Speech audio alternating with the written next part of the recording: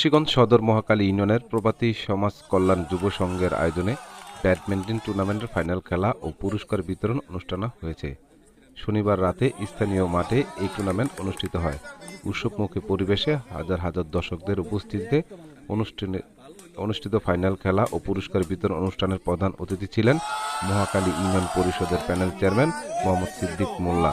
বিশেষ অতিথি হিসেবে উপস্থিত ছিলেন মোহনা টেলিভিশনের সিনিয়র রিপোর্টার, মুন্সিগঞ্জ প্রেস ক্লাবের যুগ্ম বার্তা সম্পাদক মোহাম্মদ সুজন, মোহাম্মদ রনি রারি সহ মোহাম্মদ শেখ মাসুদ করিম, ইকবাল গাজী, সজীব মোল্লা, খোরশেদ মোল্লা, মিনহাজ হালদার, মোহাম্মদ নজরুল ইসলাম, বারেক গাজী, বাবু গাজী, মোহাম্মদ মুফাজ্জল মোল্লা ও রাসেল সহ ব্যাডমিন্টন টুর্নামেন্টের ফাইনাল খেলা পরিচালনা করেন মোহাম্মদ আলামিন মোল্লা, ফয়সাল ফাহিম।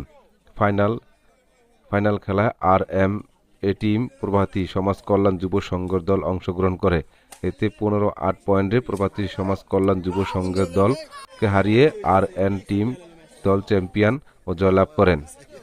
এই সময় উৎসবমুখী যে পরিবেশে খেলা অনুষ্ঠিত হয় সেতে কিন্তু দর্শকদের একটি আনন্দ উৎসব বিরাজ করে। পরে বিজয়ীদের মাঝে পুরস্কার বিতরণ করেন।